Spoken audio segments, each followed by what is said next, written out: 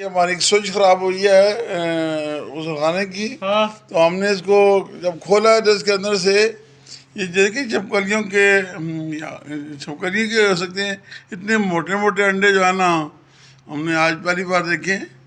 ये छिपकलियों के अंडे आपको दिखा रहा हूँ।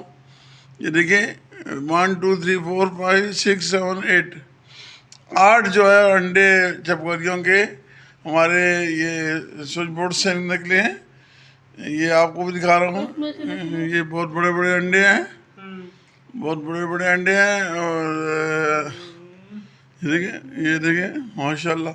इसको मैं मज़ीद बड़ा करके दिखाऊं तो ये देखिए, ये तो मुर्गी के अंडे जितना अंडे हो गए हैं। ये 8 अंडे छिपकलियों के हमारे उससे निकले हैं। ये देखिए, तो ये आप शायद आपने पहले ना देखे हो, आज आपने आप देख खा लिए हमने छिपकलियों के अंडे।